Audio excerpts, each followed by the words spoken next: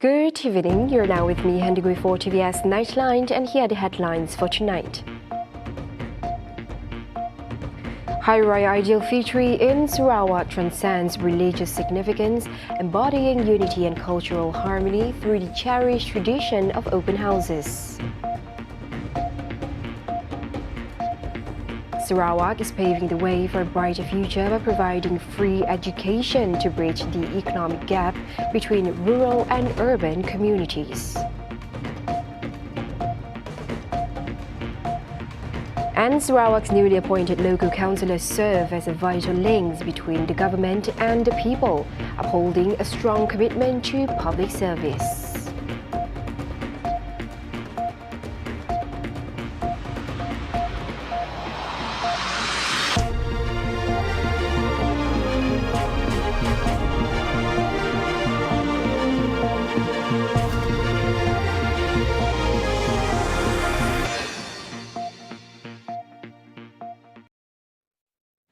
Hari Raya Aidilfitri in Sarawak is more than just a celebration marking the end of Ramadan. It is a symbol of unity and harmony among the state's diverse communities. Sarawak Governor Tun Pehin Sri Dr. Wan Junaidi Tuanku Jaafar in his festive address highlighted that the tradition of open houses reflects the unique harmony that defines the state. Amanah ini bukan sahaja memperkukuhkan ikatan kekeluargaan dan persahabatan, tetapi juga menyemai semangat toleransi serta kasih sayang antara kaum. He urged the people to continue this practice of visiting one another, preserving it as a heritage that fosters unity. Sarawak's Hari Raya festivities, he said, are always marked by strong bonds of unity, where people of different ethnicities and religions come together to strengthen their relationships. Meanwhile, in his Hari Raya Aidilfitri address, Wan Junaidi commended the Sarawak government under the leadership of Sarawak Premier Dato' Patinggi Tan Sri Abang Johari Tun Opang for its continuous efforts in ensuring the welfare of the people. He highlighted that the Sarawak government has allocated 450 million ringgit through the Sarawak Basic Necessities Contribution SKAS program, benefiting over 886,288 recipients to help ease festive preparations. In addition to that, a special allowance for Sarawak civil servants ranging from 400 ringgit to 700 ringgit per month effective January 2025 is another meaningful initiative aimed at improving livelihoods. Melalui program penilaian menyeluruh dan pendekatan bersepadu yang lebih produktif, termasuk bantuan bersasar, padanan pekerjaan, latihan kemahiran, serta pelbagai inisiatif lain, keadaan sosioekonomi di Sarawak dijangka terus bertambah baik. Seiring dengan pertumbuhan pendapatan negeri dan perkembangan ekonomi semasa, The 786-kilometre Pan-Borneo Highway in Sarawak, completed at a cost of 16 billion ringgit, is set to provide a smoother and more comfortable journey, especially during the festive season. Sarawak Governor Tun Pehin Sri Dr. Wan Junaidi Tuanku Jaafar stated that the project not only reduces travel time, but also boosts economic opportunities for rural communities. He also noted that Sarawak's success in increasing its revenue to 14.2 billion ringgit in 2024, up from 13.1 billion ringgit in 2023, demonstrates that the state is on a solid path toward progress. Furthermore, major infrastructure projects, including roads, bridges, clean water supply, and rural electricity, have shown promising achievements. Air bersih luar bandar kini telah mencapai 85%. Bekalan elektrik luar bandar telah mencapai 98.6%, memberi manfaat besar kepada penduduk luar bandar. In his festive address, Wan Junaidi also reminded the public to prioritize safety, especially while traveling home for these celebrations.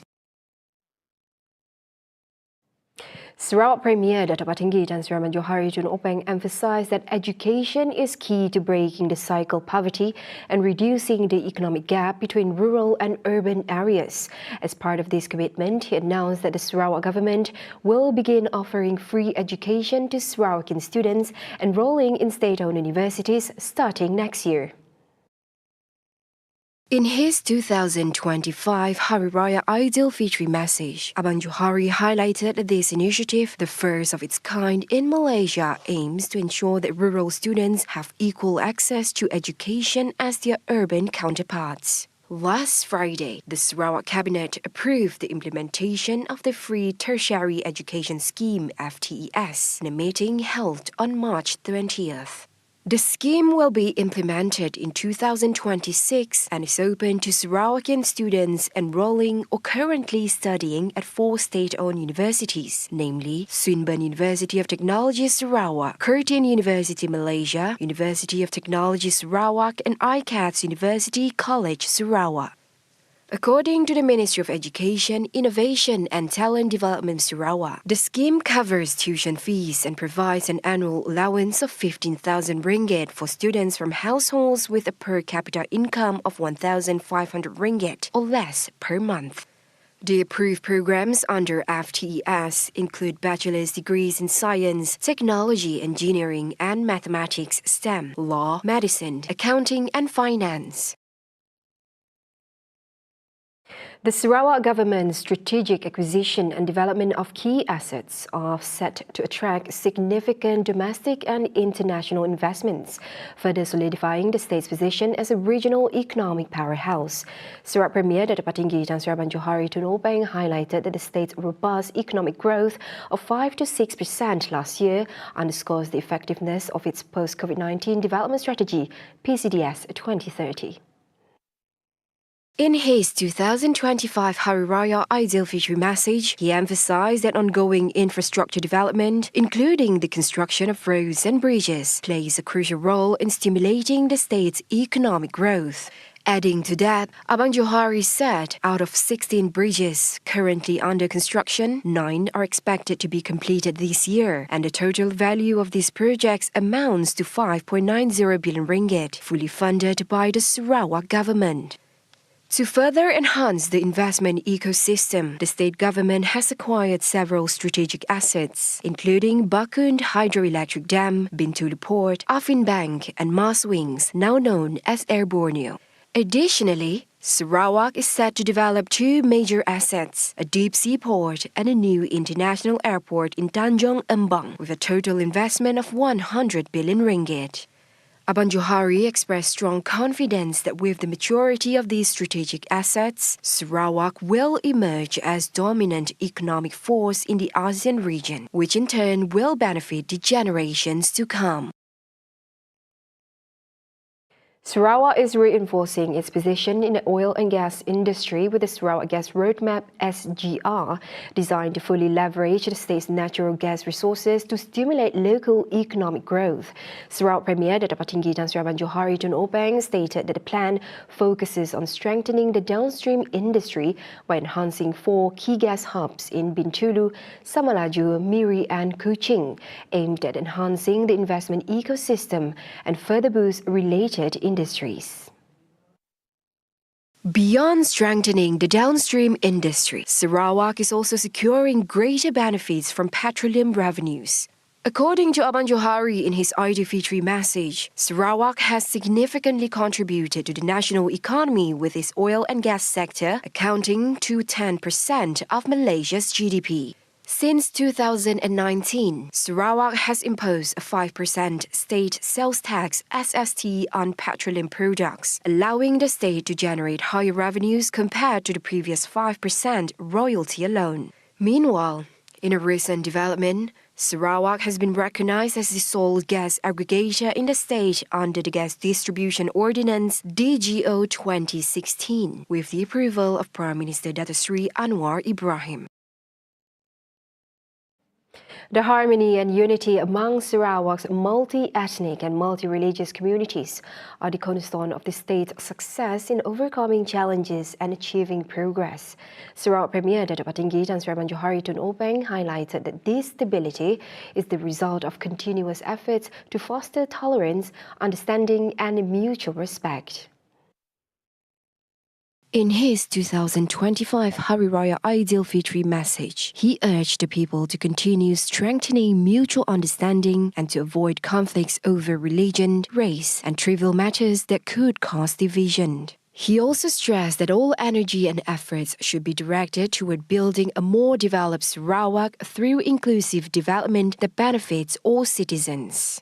Ending his message, Abang Johari, together with his wife, Wan Sri Datuk Almar Jumaani Tun Tuan Kubujang, invited all Sarawakians and visitors to their Hari Raya open house at the Borneo Convention Centre Kuching BCCK on the 1st and 2nd of Shawwal. The event will be held from 10 a.m. to 3 p.m. on the first day and 10 a.m. to 2 p.m. on the second day.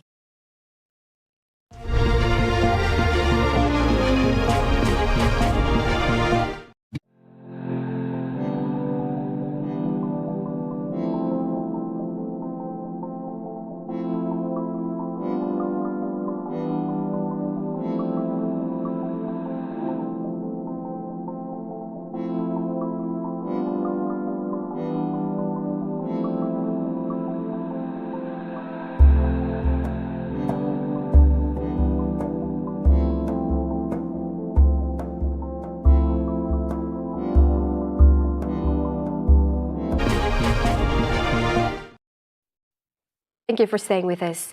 Newly appointed councillors for the 24 local authorities PBT plays a crucial role as a bridge between the state government and the people. Sarawak Deputy Premier Dr. Amar Dr. Sim Kui Hian emphasised that as councillors, their responsibility to the public is greater, requiring strong commitment to provide the best service. No lights, instead complain to SESCO, there's complain to council. Rubbish not collected, instead complain to training gun, they complain to the council. No water, instead of complaining to Kuching Water Board, they complain to the council. And so that means that, it's good that people remember them as frontline. But it's bad in the sense that after so many years, right, people still cannot figure out SESCO doesn't belong to the council, Kuching Water Board doesn't belong to the council, And so of course, we tell the council take all this complaint and then we convey, But if we can go direct, even better, And that's why our councillors play a very important role. He said this during the annual meeting of the Chunghwa Batukau Association on Sunday. He added that the number of appointed councillors has increased by more than 100, from 762 to 864, particularly in 3 districts, namely Gedong, Siburan and Sibuyao. The newly appointed councillors will serve a 3-year term from April 1st, 2025 to March 31st, 2028.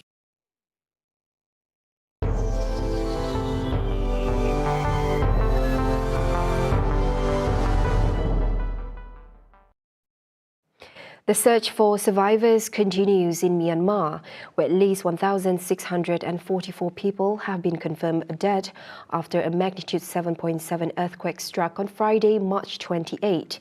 Meanwhile, in neighbouring Thailand's capital Bangkok, at least 11 more deaths have been reported, some 1,000 kilometres from the epicenter of the quake.